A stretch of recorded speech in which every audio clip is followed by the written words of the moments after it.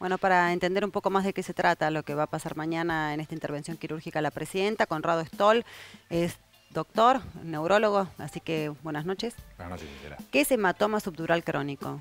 El hematoma subdural crónico es una cantidad de sangre que se acumula entre el hueso del cráneo y el cerebro y puede comprimir al cerebro, deformarlo y causar síntomas de esa forma.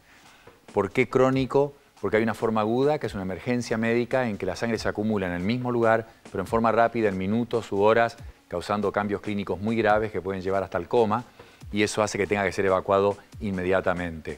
Cuando pasan semanas y el paciente tiene síntomas mínimos, o puede no tener síntomas. De hecho, escuchamos recién que la presidenta fue llevada por una arritmia, y se habla que tuvo una cefalea, y no se sabe si es una coincidencia que mientras la evaluaban por una arritmia tuvo la cefalea, o si ya tenía cefaleas y se decide de paso, además de la arritmia, hacer una evaluación neurológica.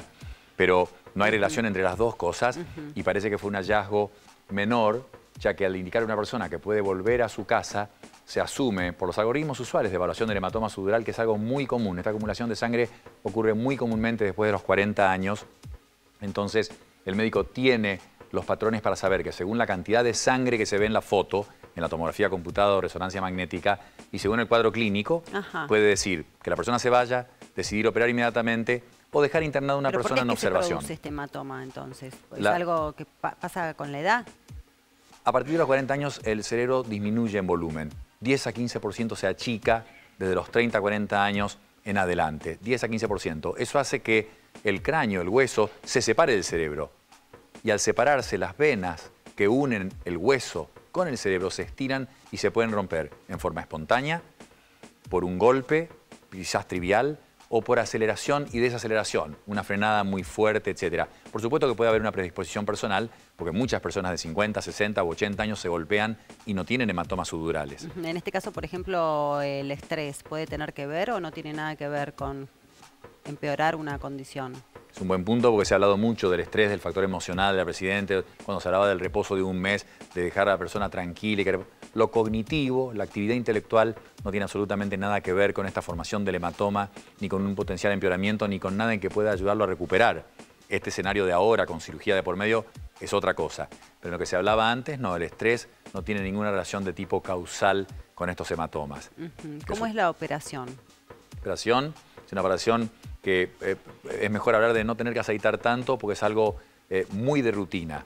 Es una operación común que un cirujano ha hecho decenas, centenares quizás de veces, unas más frecuentes, en la que se hace una trepanación, literalmente un agujero en el cráneo. El cirujano sabe a priori dónde está el hematoma exactamente por las fotos que se han hecho al paciente. Entonces la técnica la elige el cirujano según esa cantidad de sangre, nosotros no lo sabemos, así que no podemos definirlo. Pero o un orificio de unos 2 a 3 centímetros de diámetro tiene que tener un tamaño suficiente para que pueda salir el líquido una vez que se hace el agujero y se llega hasta el cerebro sin tocar el cerebro y pueda salir el líquido acumulado, la sangre acumulada, o 2 orificios y después se lava eso intensamente, es muy importante con una cánula, solución salina, lavar para ver que esté todo perfectamente limpio y que no haya venas que sigan sangrando. Una vez que se termina de lavar, se puede dejar un drenaje, lo elige eso el cirujano también, para que 1 o 2 días después de la cirugía siga saliendo líquido que se pueda acumular después de la cirugía y finalmente curación de ese orificio. ¿Cuánto puede durar la operación, más o menos? Eso no lo puedo decir en absoluto, depende de qué técnica use el cirujano, pero tendría que ser algo breve. De lo que se habla en cerebro, de lo más breve que se puede operar a una persona por algún problema cerebral. Pero no es una operación muy larga, o lo que usted está diciendo es que es una operación dentro de todo de rutina y no compleja. Muy frecuente. Pensemos que en muchos traumatismos mucha gente llega a una guardia de un sanatorio con un hematoma de estas características y se hace esto. Se han hecho de emergencia en la sala de guardia. Es la clásica operación que hacen los neurocirujanos en práctica más jóvenes. Así que en ese sentido es relativamente simple. La convalecencia es importante, ¿no? El cuidado postoperatorio. Eso te iba a preguntar, ¿cómo viene después, ¿no? Después de la operación, ¿qué tiempo lleva la recuperación y de qué manera ella puede empezar a retomar actividades normales? En el primer escenario en que se había dicho vaya a su casa, evidentemente es un hematoma subdural muy chico, no hacíamos hincapié en que hubiera que tener un reposo muy grande, solamente suspender deportes. En este caso, habiendo un hematoma que justifica ser operado porque se hizo sintomático con el adormecimiento y la debilidad del brazo, en este caso es muy importante el arte, la clave de esta cirugía es en que no se reacumule el hematoma después de operado el paciente. Las fotos no van a ayudar, porque siempre que se hace la tomografía postquirúrgica se sigue viendo líquido. El líquido puede tardar 30, 40 días en reabsorberse, llega a tardar 6 meses puede tardar en reabsorberse totalmente. O sea que eso no marca cómo va la recuperación, pero sí tiene que estar muy quieta la persona para que no vaya a haber riesgo de que se reacumule el líquido en la herida. ¿Qué grado de sorpresa puede haber en una operación de estas características? ¿Con qué se puede encontrar quien opera, quien realiza el orificio en el cráneo respecto del tamaño del coágulo, el tamaño del hematoma, o si esto se sabe perfectamente en el momento previo a la operación? Eso es un buen punto, porque en muchas cirugías el cirujano puede tener sorpresas o no sabe directamente el tumor, en los casos de tumores en el cerebro, me refiero específicamente, o de arterias, malformaciones arteriovenosas que pueden ser muy complicadas, o las presiones de la sangre uno no las sabe cuando va a obliterar vasos. En este caso no debería haber ninguna sorpresa. Potenciales complicaciones como en cualquier cirugía, de apéndice en adelante. Claro. Pero el índice de complicaciones en buenas manos es muy bajo y sorpresas no debería haber ninguna. Esta es una cosa muy superficial en que hay solamente sangre y las membranas normales del cerebro. O sea que inmediatamente después de ese orificio tienen que encontrarse con el coágulo, con la sangre licuada en realidad, poder sacarla muy fácilmente y no debería haber ninguna sorpresa. Usted mencionaba ahí al pasar el riesgo quirúrgico que tiene cualquier operación, obviamente. En este caso, la condición previa de la presidenta respecto de habérsele extraído la tiroides, de tener algunos tratamientos específicos endocrinológicos en este caso, ¿pueden perjudicar, pueden influir negativamente en lo que tiene que ver estrictamente con lo quirúrgico, con la operación, con el riesgo que siempre tiene una operación? Los factores más importantes para hablar del riesgo quirúrgico son los del paciente, por supuesto. Acá hablamos más que de la tiroides, que yo diría que no es una cosa muy común en mujeres, es una alteración muy común, controlable y controlada seguramente en ella.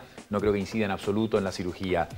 Sí se habló de una arritmia el sábado. Si efectivamente hay una arritmia, habría que ver de qué tipo, cuán significativa. Puede haber sido trivial y controlada con medicación, pero eso en todo caso sería más importante. Pero esta es una persona joven, para lo que es sobre todo el siglo XXI y en esta época, una persona definitivamente joven y sana esencialmente. Lo de la tiroides no es significativo, eso va muy a su favor. Y los otros dos factores son la experiencia del cirujano y, se ha publicado muy extensamente en esto, la cantidad de cirugías similares que se hacen en los quirófanos de la institución donde se opera un paciente. O sea, eso también disminuye mucho el riesgo de una persona. Con lo cual tendremos que decir que es muy probable que en 30 días, pues ya tiene una licencia por 30 días. Después de estos 30 días de licencia, si todo va como lo estamos hablando, tendría que estar pudiendo volver a sus funciones. Debería poder. Debería poder en 30 días. Realmente tiene que tener un reposo marcado, un par de semanas por lo menos. Después una convalecencia. Acordémonos que mientras más tiempo uno está en cama, quieto, uno tarda casi el doble en recomponerse, en recuperar esa fuerza perdida, debilitamiento general, pero un mes, 5 o 6 semanas como máximo tendría que ser un tiempo razonable para que una persona pudiera volver a sus actividades. De nuevo, hay mucha experiencia porque esto es bastante común. No, bueno, está bien. Uno dice volver a sus actividades, estamos hablando de la presidenta de la Nación, que no son actividades de la mayoría de los ciudadanos, digamos. Cualquier ciudadano que a lo mejor tiene que someterse a una intervención quirúrgica no tiene después, a la hora de retomar en su trabajo, la presión, en el más estricto y amplio sentido de la palabra, que un presidente de la Nación. Pero usted decía que el estrés en este caso no influiría.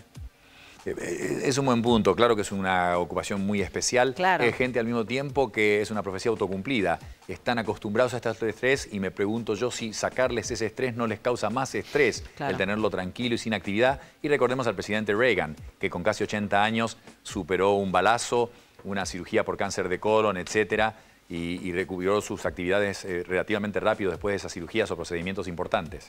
Muchas gracias. Muchas gracias, Gisela.